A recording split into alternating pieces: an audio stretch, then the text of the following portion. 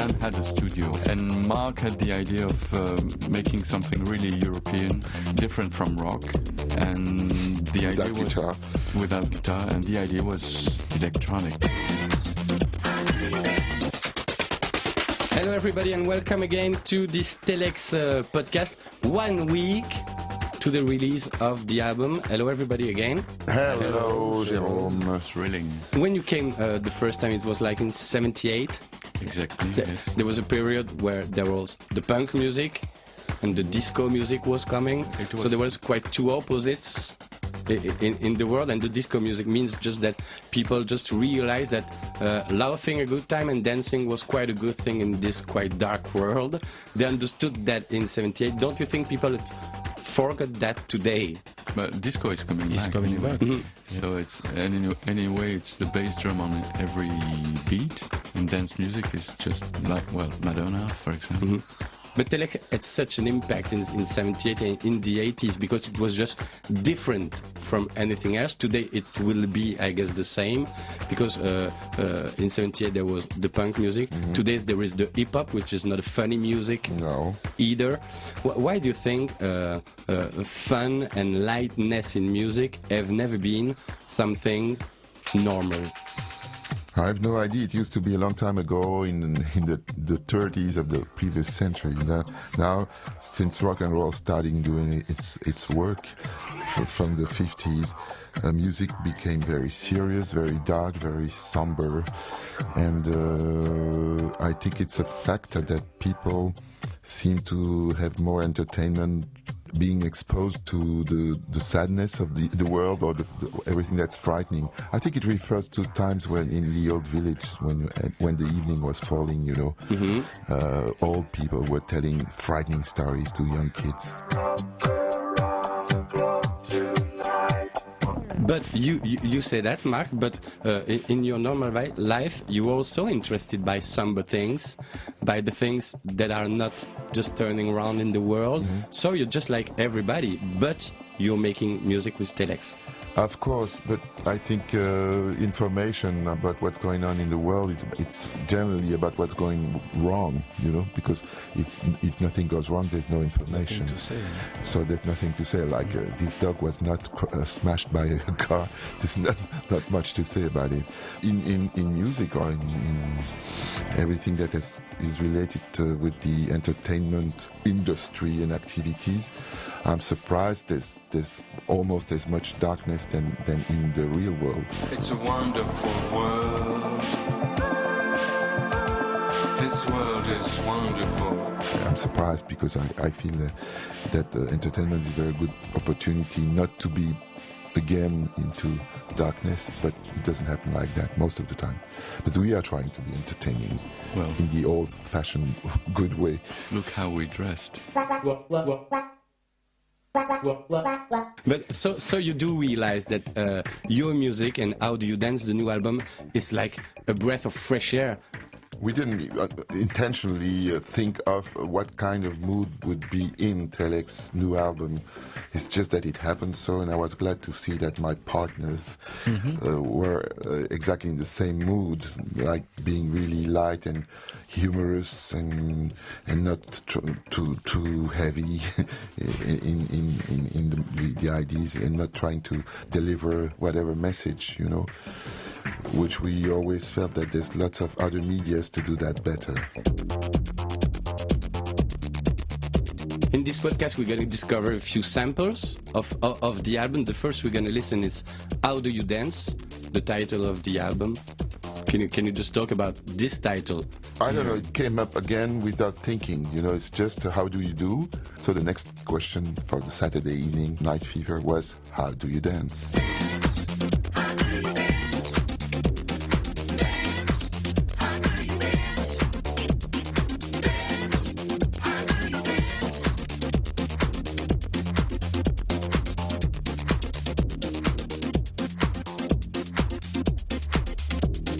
Groovy track means dance floor. Dance floor means maybe live shows. So Mark, how will you cope with this? And Michel and Dan? As to me, no. The music is more important than us. And so we don't think of appearing Actually, we don't do dance tracks on purpose. We never did that. We never wanted to do dance tracks.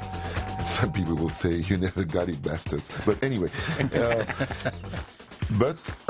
it happens afterwards, like for what we did in the very beginning, that it became influential for some DJs.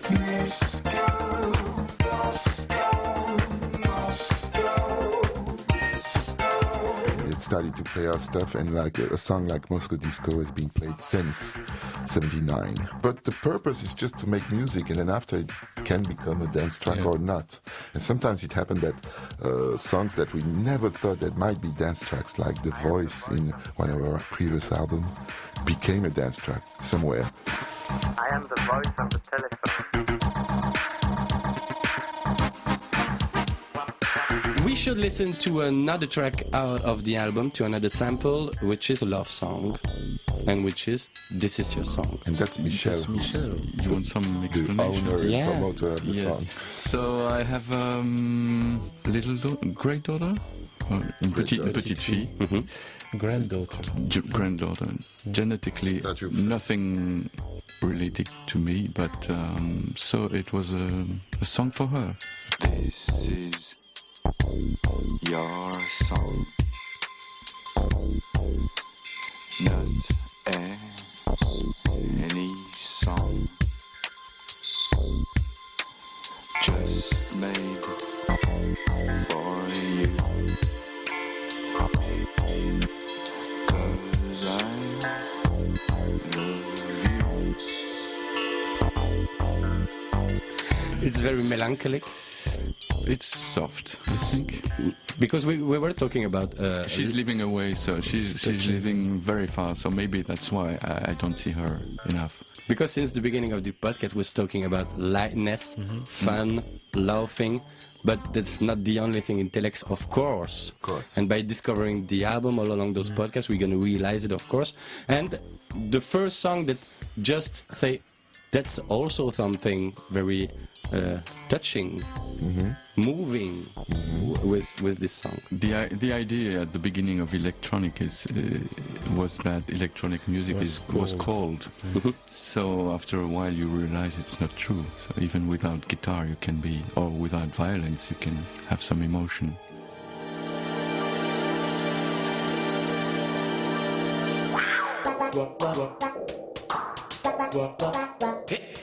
Mark is the guitar hater of the band. Oh, I thought you were going to... I understood that, but in the covers of Telex there have been Bill Haley, there have been Kenneth Heath, this time there have been a lot of guitar bands.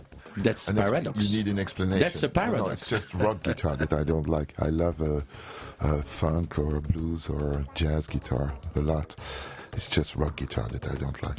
And how is the jazz intellectual scene reacting when they hear a Telex record? They know Marc Moulin, they know the Blue Note artist, and then they listen to the electronic artist. Are they think? Are you sure they... I don't even think they do.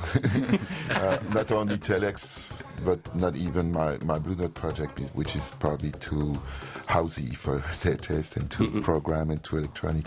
So I think the jazz elite has its own ways that I respect totally, without knowing if they respect me, but it doesn't matter. I mean, it's just another, as they would say in show business, it's another market. Another sample of the album that we're going to listen today is Number One Song in Heaven, which is another cover by the Sparks. So the Sparks is a long story with Telex. Very long story. They did the lyrics for our third album, Sex. We became friends with the Sparks, with Ron and Russell Mayo. But that's not the reason we covered, of course, this song. We really love it, and among many other songs that we love by them. Number One Song in Heaven of the Sparks, and it's on the Telex album. This is the number one song in heaven. Why are you hearing it now? You ask. Maybe you're closer to here than you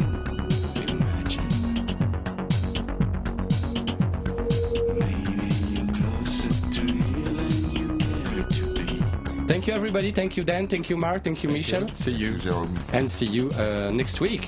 Oh, Okay. I can't wait.